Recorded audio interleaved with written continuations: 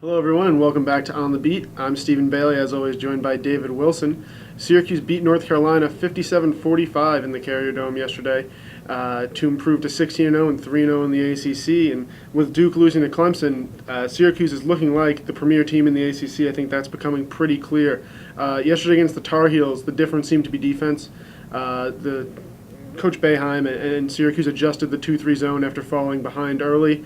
And really, North Carolina had no answer. Why was the zone so difficult for the Tar Heels, and what do you think Syracuse did particularly well? We talked about it a lot. North Carolina can't shoot the ball, No. and there are other ways to beat the zone. They started off the second half with a textbook zone break, getting into the high post, getting into a backdoor cutter.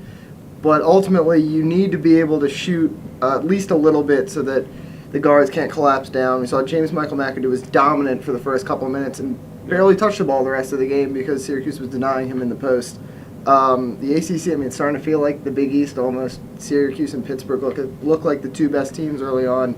North Carolina outranked. Duke could potentially fall out of the rankings, some low-scoring games, and it's playing well to Syracuse's skill set. Yeah, it's definitely looking like the old Big East a little bit. I think there are 5 ACC teams in the top 15 of the country in scoring defense. So there's not been too many points. And on the other side, for the Syracuse offense, we saw Jeremy Grant and C.J. Fair really take over in the first half. They scored 23 combined first half points. The Tar Heels had 22. So that says a lot.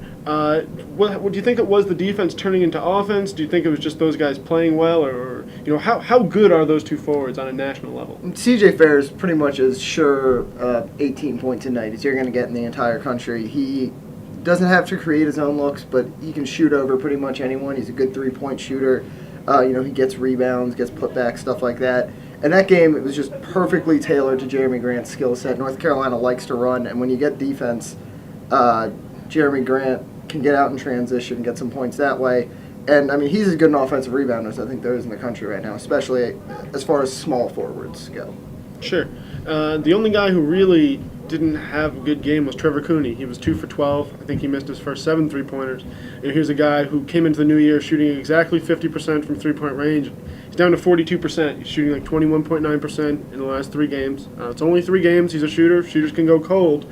But should Syracuse fans be worried? I don't think so. If this continues for a little bit longer, then yeah, maybe. But we've seen him, shooters make shots. That's what they do. They're going to miss some shots because they take a lot of shots. He's still shooting better than 40% from beyond the arc.